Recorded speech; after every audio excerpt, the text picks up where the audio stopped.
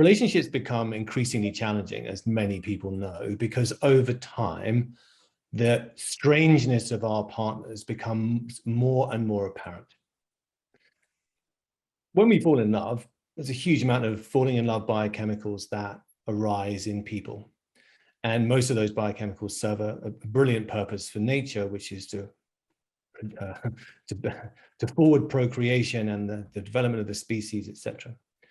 We have decided that we're not going to live in villages. We're going to have one man and one woman, or not that, but you follow my gist. Two people in a committed relationship for decades with no village. And that's particularly challenging because the full dysfunction of each person is going to arrive and arise and appear. And both people are going to have to deal with the consequence of that. But inside relationships, the number one challenge from all of my research is misunderstanding. The number one source of dysfunction and distress and misery from a volume perspective, the volume of misery and suffering. Again, I make the distinction between decent, well-meaning, kind, introspective people that can read a book, apologize, and want to do right by people. So we're going to make that distinction one more time. But the number one, from a volume perspective, source of misery, distress, dysfunction, and suffering in the relationships of reasonable people is misunderstanding. Archetypal relationships addresses misunderstanding like no other body of knowledge I've ever discovered, and any of the participants of my work have ever discovered.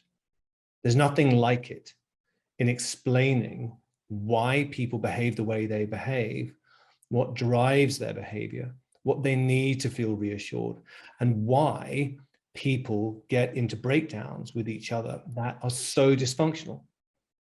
To understand the underlying fundamental nature of the human psyche and what happens to it when it gets triggered, what happens to it when it's in relationships with people that are not the same archetypal nature, changes your ability to relate. It makes you tremendously more competent at relating to anyone in your life that matters to you. So the simple answer is this information addresses the number one problem, which is misunderstanding. And it transforms the biggest issue in all relationships, which aside from misunderstanding is the breakdowns. It's breakdowns. John Gottman describes breakdowns as the grand skill, managing breakdowns and reconnecting after a breakdown. Archetypal relationships addresses that very point. Because if you can't reconnect after a breakdown, it doesn't matter how good you are, it's a disaster. If you don't do breakdowns well, breakdowns meaning fights, arguments, disconnections, irritations, frustrations. And there's a bunch of frustrations that are normal frustrations of life. A miscommunication, didn't get a message, my phone was on silent, oh, I forgot to pick up the bread. It's just normal frustrations of life. And then there's a huge, and growth, right? And then there's a huge amount of what I just think of as unnecessary frustrations, upsets, and disconnections that are born from not knowing this information. And the problem is when you don't understand this information, it drains your wells of patience and tolerance and understanding and love.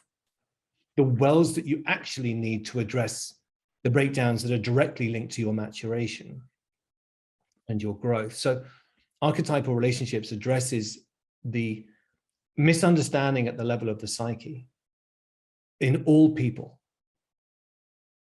And once you understand it, it changes you forever because you can't unknow it. It's fundamental in nature. Again, what does that mean? It means just knowing it dramatically improves your life. There's no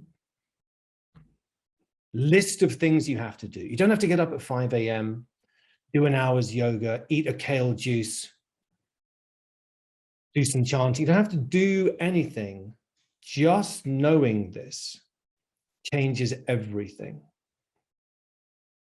And it invites you to become clearer about your path of maturation. And that then makes so much more sense to you. And it becomes winnable. Life becomes winnable when you understand this information. And I think that is possibly the greatest gift of all, because if any of you listening to this were anything like me, there was times in my life where I just could not comprehend how this could be winnable. I don't understand. There's so much I don't understand. And there's so many things that baffle me.